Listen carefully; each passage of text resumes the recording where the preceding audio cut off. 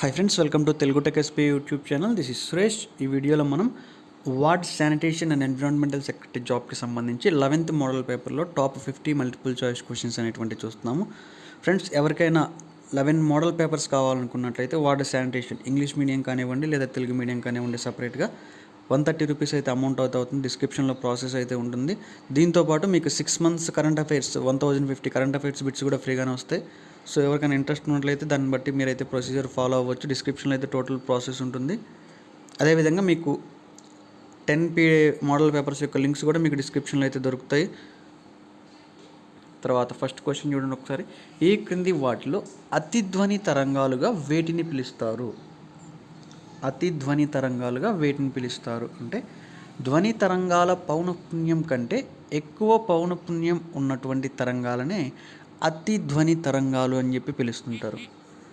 Next one, Richter స్కేలును ఏ తీవ్రతలను నమోదు చేయడానికి ఉపయోగిస్తారు? రిక్టర్ స్కేలును ఏ తీవ్రతలను నమోదు చేయడానికి ఉపయోగిస్తారు?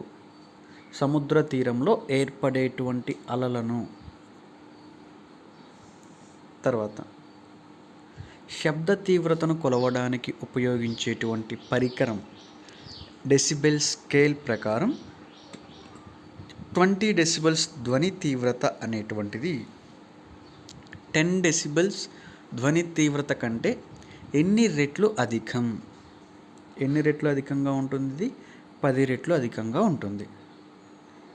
ధ్వని వేగం కింది వాటిలో దేనిలో అధికంగా ఉంటుంది? ధ్వని వేగం క్రింద ఇవ్వబడినటువంటి వాటిలో ఎందులో అధికంగా ఉంటుంది అంటే నీరులో. నెక్స్ట్, కింది వాటిలో ధ్వనిని అధికంగా ఉత్పత్తి చేసేటువంటి జీవి ఏది? క్రింది వాటిలో ధ్వనిని అధికంగా ఉత్పత్తి చేసేటువంటి జీవి గొరిల్లా. నెక్స్ట్, గబ్బిలాలు రాత్రి వేళల్లో సంచరించడానికి గల కారణం. గబ్బిలాలు రాత్రి వేళలో సంచరించడానికి గల కారణం ఏమిటి? అతి ధ్వనులను ఉద్గారిస్తాయి. భూకంపాల తీవ్రతను అధ్యయనం చేసేటువంటి శాస్త్రాన్ని ఏమంటారు? భూకంపాల తీవ్రతను అధ్యయనం చేసేటువంటి శాస్త్రాన్ని ఏమంటారు? సిస్మాలజీ అంటారు. సిస్మాలజీ అంటే ఏంటి? భూకంపాల తీవ్రత ఏదైతే ఉంటుందో దీన్ని అధ్యయనం చేసేటువంటి శాస్త్రాన్ని సిస్మాలజీ అని పిలుస్తుంటారు. నెక్స్ట్ వన్, ప్రతిధ్వనిని క్రింది వాటిలో వేటి ద్వారా వినగలుగుతాము? ప్రతిధ్వనిని వేటి ద్వారా వినగలుగుతాం మనం? పరావర్తన ధ్వని తరంగాల ద్వారా ఈ యొక్క ప్రతిధ్వనిని మనం వినగలుగుతుంటాము. ధ్వని వేగం క్రింది వాటిలో ఏ అంశాలపైన ఆధారపడి ఉంటుంది? ధ్వని వేగం ఏ అంశాలపైన ఆధారపడి ఉంటుంది? ఉష్ణోగ్రత, యానకం మరియు ఆర్ద్రత. తర్వాత, శాస్త్రవేత్తలు మరియు ఆవిష్కరణలకు సంబంధించి క్రింది వాటిని జతపరచండి. ఇక్కడ ఒకసారి లిస్టులు చూసుకున్నారు. కరెక్ట్ వన్ ఆప్షన్ వచ్చేసి 4th వన్. ఒకసారి చూడండి. మార్కోని రేడియో, అదేవిధంగా జేఎల్ బర్డ్ టెలివిజన్, తర్వాత Alexander Graham Bell telephone and Thomas Alva Edison gramophone. ధ్వని అనేటువంటిది ఒక శక్తి. ప్రతిధ్వనిని వినాలనుకుంటే లేదా వినాలంటే పరావర్తన తలానికి క్రింది వాటిలో ఏ లక్షణం ఉండాలి? ప్రతిధ్వనిని వినాలంటే పరావర్తన తలానికి కింది వాటిలో ఏ లక్షణం ఉండాలి? అధిక వైశాల్యం అనేటువంటిది ఉండాలి. నెక్స్ట్, టేప్ రికార్డర్లోని ప్లాస్టిక్ టేప్లపై పూత పూయడానికి వాడేటువంటి పదార్థం ఏది? టేప్ రికార్డర్స్ ఏవైతే ఉంటాయో వీటిలో ప్లాస్టిక్ టేప్ల పైన పూత పోయడానికి వాడేటువంటి పదార్థం ఏ పదార్థాన్ని వాడతారు? ఐరన్ ఆక్సైడ్ వాడతారు. కింది వాటిలో స్త్రీ స్వరం పురుషుడి స్వరం కంటే మృదువుగా ఉండటానికి కారణమైనటువంటి అంశం ఏది? క్రింది వాటిలో స్త్రీ స్వరం పురుషుని స్వరం కంటే మృదువుగా ఉండడానికి గల కారణం ఏంటి? పురుషుడి స్వర్ణస్థాయి స్వల్పంగా ఉండడం. సో పురుషుడి స్వరస్థాయి స్వల్పంగా ఉండడం వలన. నెక్స్ట్, ధ్వని ప్రతినాదం చెందడంలో ఇమిడి ఉన్నటువంటి ధర్మం ఏది? పరావర్తనం. ఆవిరి యంత్రాన్ని కనుగొన్నటువంటి శాస్త్రవేత్త. ఆవిరి యంత్రాన్ని కనుగొన్నటువంటి శాస్త్రవేత్త ఎవరు అంటే జేమ్స్ వాట్. మంచి గుడ్లను కుళ్ళిన గుడ్లను వేరు చేయడానికి దోహదపడేటువంటి కిరణాలేవి? మంచి గుడ్లను మరియు కుళ్ళిపోయినటువంటి గుడ్లను వేరు చేయడానికి దోహదపడేటువంటి కిరణాలను గుర్తించండి. అతినీలలోహిత కిరణాలు. అయస్కాంత ఉత్తర దక్షిణ ధ్రువాలను కలిపేటువంటి రేఖను ఏమని పిలుస్తారు? అయస్కాంత ఉత్తర దక్షిణ ధ్రువాలను కలిపేటువంటి రేఖను ఏమని పిలుస్తారు? అయస్కాంత అక్షం అని పిలుస్తారు. అయస్కాంత అక్షం అని పిలుస్తుంటారు. ఒక అయస్కాంత పదార్థాన్ని అయస్కాంత ఉత్తర లేదా దక్షిణ ధ్రువం వద్దకు తీసుకువస్తే అది ధ్రువాలతో వికర్షితమవుతుంది. కింది వాటిలో అనయస్కాంత పదార్థం ఏది? సల్ఫర్ అనేటువంటిది అనయస్కాంత పదార్థం. కేరళ రాష్ట్రంలోని తుంబా అనేటువంటి ప్రాంతం దేనికి ప్రసిద్ధి చెందింది? దేనికి ప్రసిద్ధి చెందింది? రాకెట్ లాంచింగ్ స్టేషన్ ఉంది అక్కడ. అత్యధిక తరంగ దైర్ఘ్యం ఉన్నటువంటి రంగు ఏది? ఎరుపు. విబ్జియోర్లో మాధ్యమిక రంగు ఏది? విబ్జియోర్లో మాధ్యమిక రంగు ఏది? పసుపు. అతినీలలోహిత కిరణాలను మొదటిసారిగా పరిశీలించింది ఎవరు? అతినీలలోహిత కిరణాలను మొదటిసారిగా పరిశీలించింది ఎవరు అంటే జాన్ విలియం రిట్టర్ అనేటువంటి వారు. వాతావరణంలోని ఊర్ధ్వ పొర అంటే ఓజోన్ మనల్ని ఏ కిరణాల నుంచి రక్షిస్తుంది?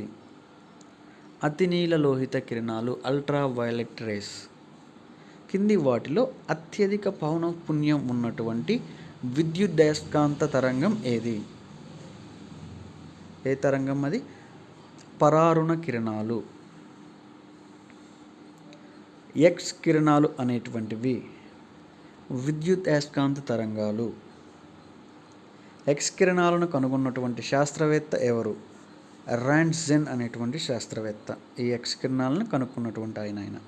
చీకట్లో ఫోటోలు తీయడానికి ఉపయోగపడేటువంటి కిరణాలు ఏవి?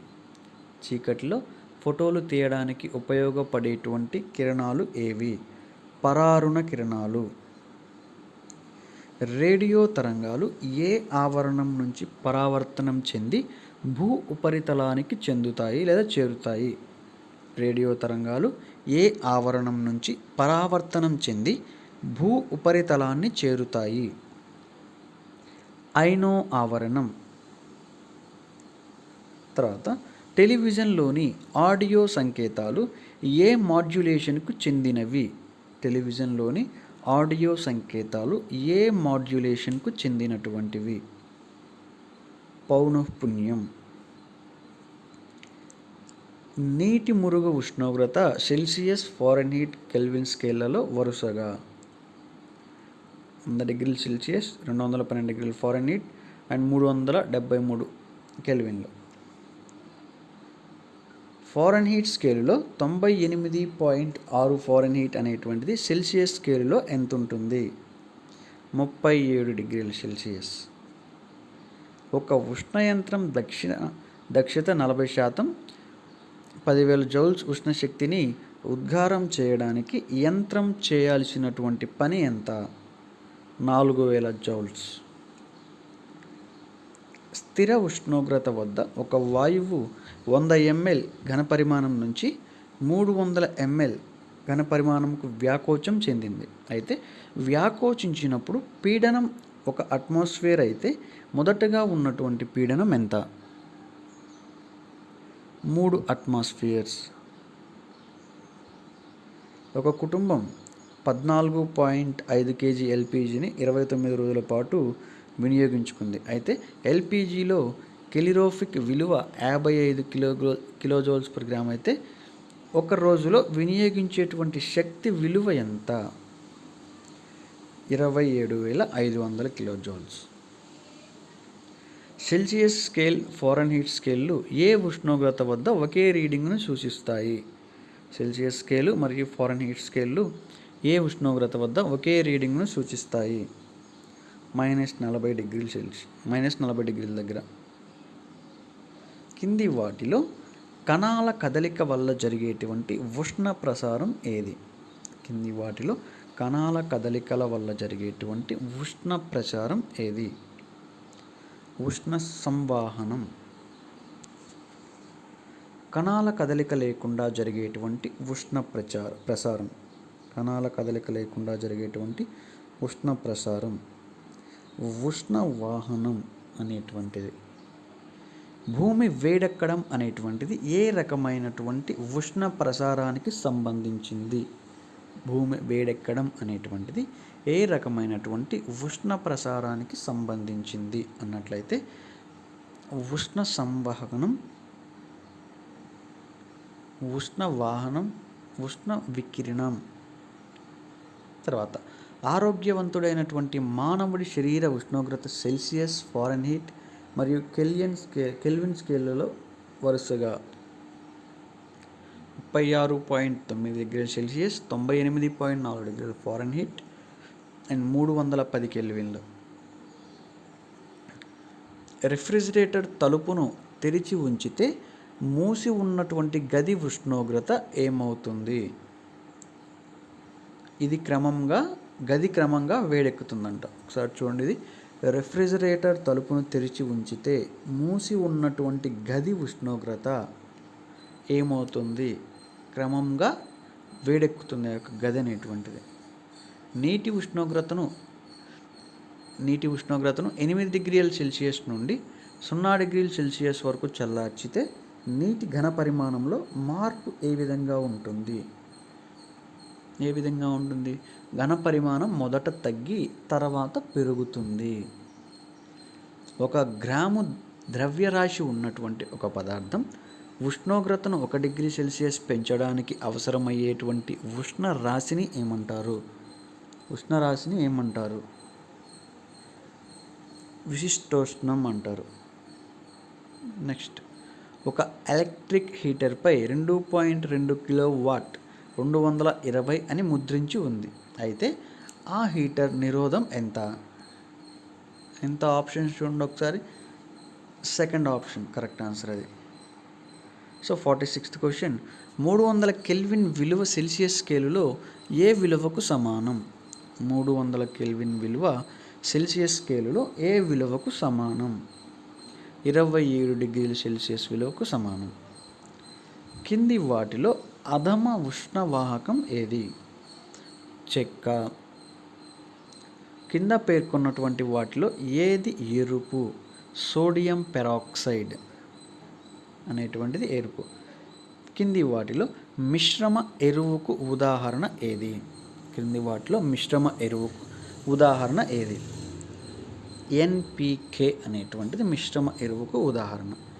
ఏ ధాతువును రాతి నార అని కూడా పిలుస్తారు? అంటే ఒకసారి దీనికైతే నేను ఆన్సర్ అయితే ఇవ్వలేదు, మీరు గెస్ట్ చేసి కింద కామెంట్ సెక్షన్లో అయితే మెన్షన్ చేయండి దీని యొక్క ఆన్సర్ అనేటువంటిది లైవ్ చాట్లో. సో ఫ్రెండ్స్, ఈ వీడియో కనుక మీకు నచ్చితే లైక్ చేయండి, ఉపయోగపడుతుంది అనిపిస్తే ఖచ్చితంగా మీ ఫ్రెండ్స్తో షేర్ చేయండి. సో ఇప్పటివరకు మీరు కనుక మన ఛానల్ ఇంకా సబ్స్క్రైబ్ చేసుకోకపోయింది, మన ఛానల్కి సంబంధించి వీడియోస్ అనేటువంటివి ఇంకా ఎప్పుడు చూడాలనుకుంటే ఇప్పుడు సబ్స్క్రైబ్ చేసుకోండి. నేను వీడియో పెట్టగానే మీకు నోటిఫికేషన్ రావాలనుకున్నట్లయితే పక్కన ఉన్నటువంటి బెల్ సింబల్ మీద క్లిక్ చేసి ఆల్వేస్ అని చెప్పి యాక్టివేట్ చేసుకోండి. ఇంకోటి ఏంటంటే వార్డ్ శానిటేషన్కి ప్రిపేర్ అయ్యేటువంటి వాళ్ళు ఎవరి దగ్గర బుక్స్ లేకపోతే తెలుగు మీడియం కానివ్వండి, ఇంగ్లీష్ మీడియం కానివ్వండి, మన ఛానల్ నుండి ఒక ఈబుక్ అయితే పబ్లిష్ చేశాము. వాళ్ళు ఎవరికైనా కావాలనుకున్నట్లయితే డిస్క్రిప్షన్లో ప్రాసెస్ ఉంటుంది, దాన్ని బట్టి మీరు అయితే ఫాలో అవ్వచ్చు. అదేవిధంగా 11 మోడల్ పేపర్స్ PDF ఫార్మాట్లో వస్తాయి మీకు. అదే ఎవరికైనా కావాలనుకున్నా కూడా 130 రూపీస్ అవుతుంది. దీంతోపాటు మీకు 6 months కరెంట్ అఫైర్స్ దాదాపు 1050 బిట్లు అయితే మీకు ఫ్రీగా వస్తాయి. సో దీని గురించి అయితే ఒక్కసారి ఎవరికైనా ఇంట్రెస్ట్ ఉంటే అయితే ఫాలో అప్ చేసుకోండి ఫ్రెండ్స్. ఇది దీనికి సంబంధించి information. Thank you for watching.